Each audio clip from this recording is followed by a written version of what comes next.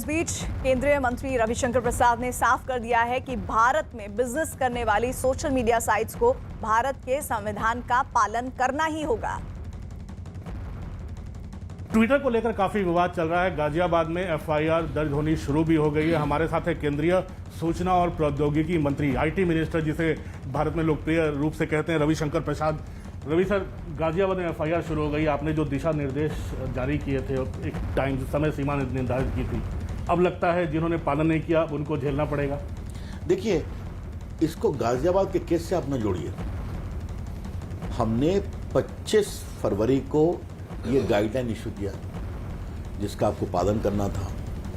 एक grievance officer, एक nodal officer, एक कंप्लायंस ऑफिसर, कि आपके जो ट्विटर या बाकी प्लेटफॉर्म के जो उपयोग करते हैं, अगर उनका दुरुपयोग होता है, महिला की नग्न तस्वीर, किसी को डिफेम करते हैं, तो उसको शिकायत का मौका दीजिए।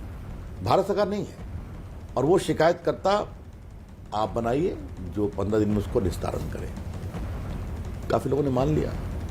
ये 3 महीना का समय सिग्निफिकेंट सोशल मीडिया में, जिसमें 50 लाख से अधिक थे, वो दिया था, ट्विटर भी थे, तो 25 मई को ख़त्म हो गया। हमने अपने अधिकारियों के आग्रह के बावजूद हमने कहा एक लास्ट नोटिस दो, गुडविल जेस्चर, वो फिर दिया, उसमें भी आधा टुकड़ा।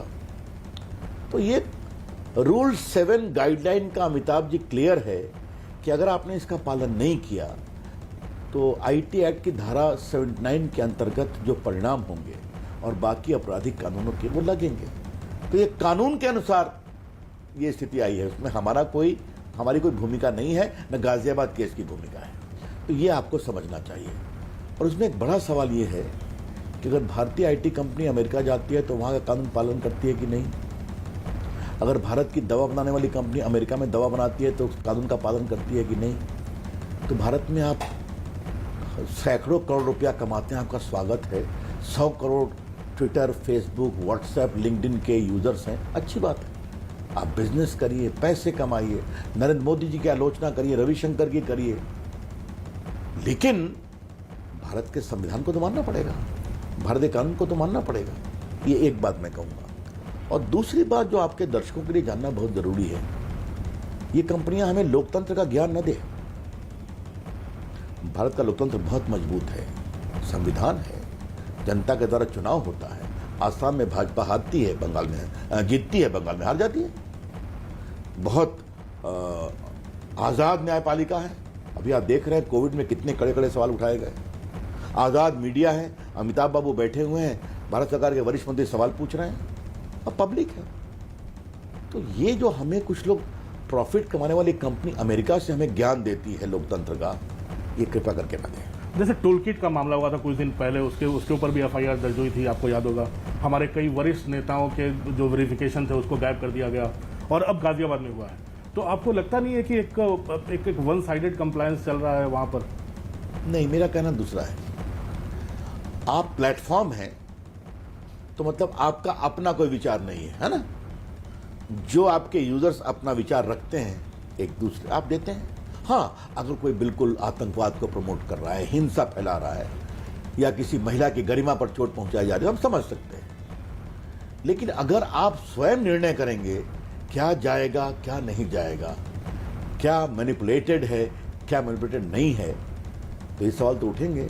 गाजियाबाद में जो बिल्कुल एक फेक न्यूज़ की बात आ रही है, जो कहानी नहीं थी बताई जा रही थी, तो आपने वहाँ मैनिपुलेटेड क्यों नहीं कहा? जब आप अमेरिका के कैपिटल हिल पर हमला होता है तो आप सबका ट्विटर अकाउंट बंद कर देते हैं, उस समय के राष्ट्रपति का।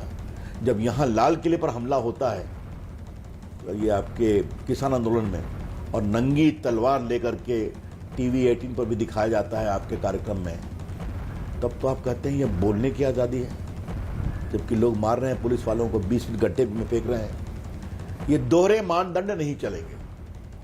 बहुत विनम्रता से। आप जब से आईटी मिनिस्टर बने हैं, लगातार एक आपने मुहिम चलाई कि सब लोग उत्तरदायी हो भारत सरकार के, हो भारत जो नियम कानून है उससे।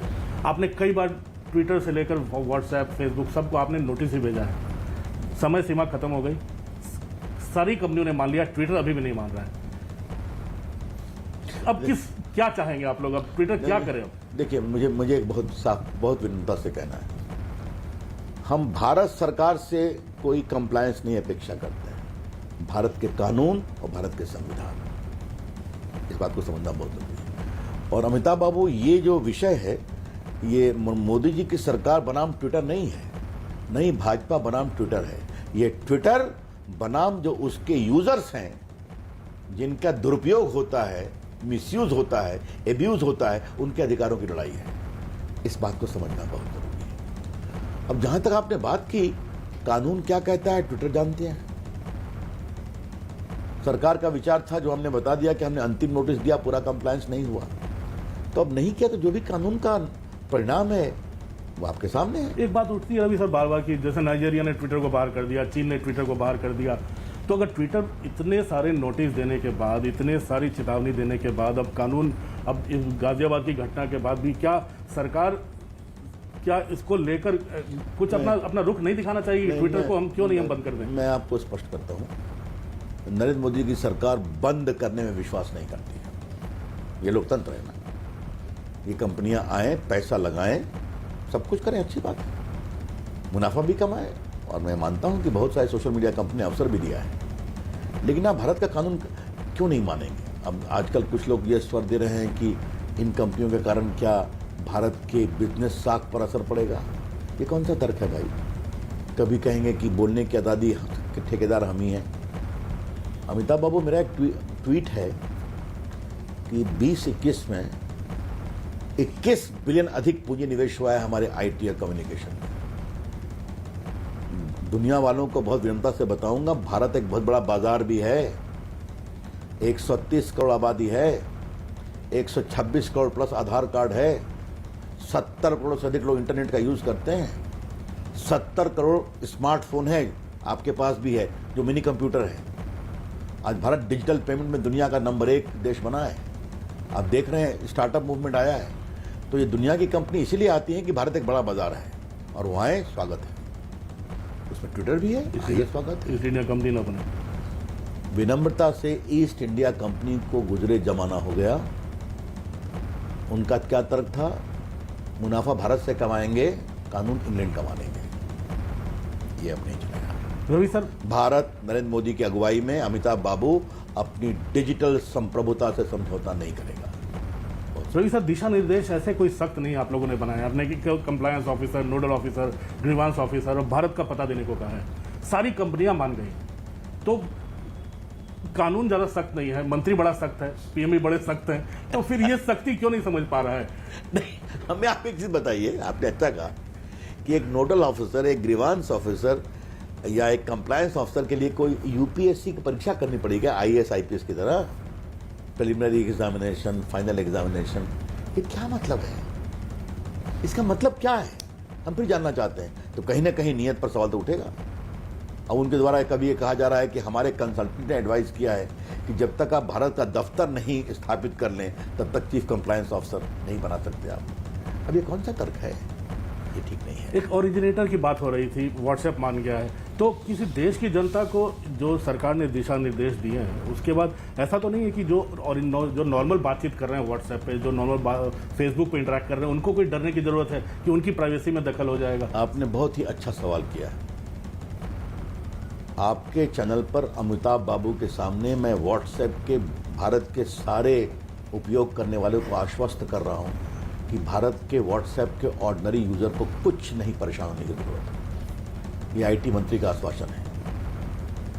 पति पत्नी के बीच व्हाट्सएप, पति पत्नी के बीच व्हाट्सएप, मित्रों के बीच व्हाट्सएप, वकील मोकिल, डॉक्टर पेशेंट, अमिताभ बाबू पत्रकार और उनके सोर्स, पारिवारिक WhatsApp, boyfriend girlfriend, girlfriend boyfriend.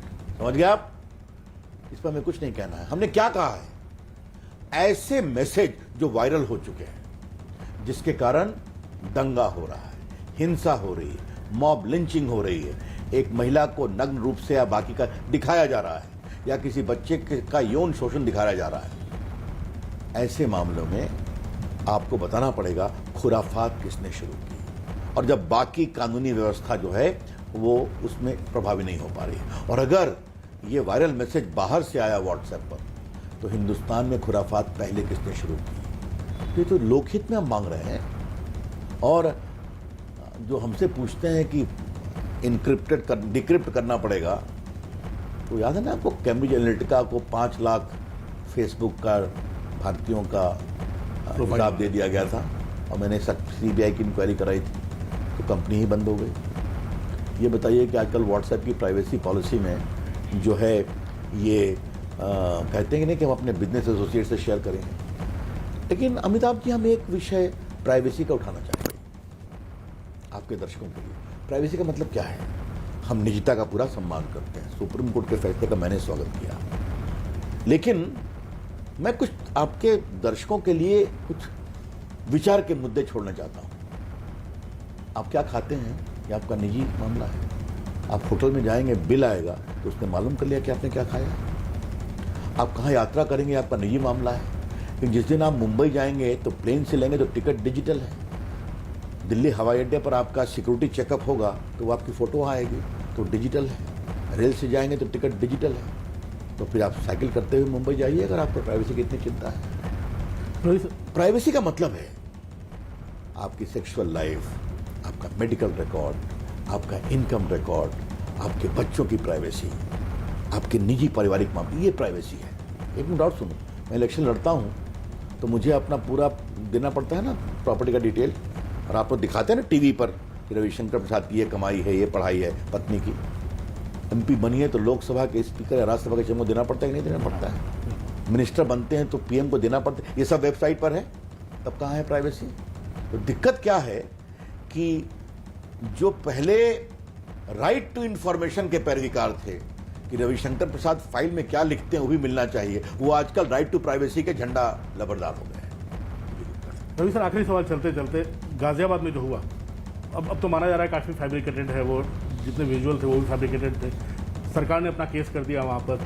क्या आप लोग भी ट्विटर को इस बाबत कुछ नोटिस भेजेंगे या भेजने की तैयारी हो रही है कि आप तमाम कंप्लायंस भी नहीं मान रहे हो और ऊपर से ये घटनाएं भी हो रही हैं? देखिए, पुलिस के इन्वेस्टिगेशन में हम कोई हस्तक्षेप नहीं करते, ये पुलिस का काम है। लेकिन इस घटना से ट्विटर को सीखना है कि जिस तरह से आप मैनिपुलेटेड मीडिया का मानदंड लेके चलते हैं तो आपका डबल स्टैंडर्ड है क्या? ये सवाल तो उठेंगे और उठने भी चाहिए। मैं यही कहूँगा, सोशल मीडिया भारत में व्यापार के लिए आज़ाद है, पैसे कमाइए, जनता को अवसर दीजिए, भारत के संविधान और भारतीय कानून को तो मानना पड़ेगा। और देश की जनता कू पर आए, अपील नहीं करेंगे अपना? देश की जनता कू पर आ जाए, ये तो उनका काम है, मैं इसमें कुछ नहीं। मैं भी कू पर हूँ और शायद मेरे 15 लाख फॉलोअर हो चुके हैं, और कल भी जो मैंने अपना ट्वीट किया उसको पहले कू पर ही किया। और इस वक्त एक बड़ी खबर आ रही है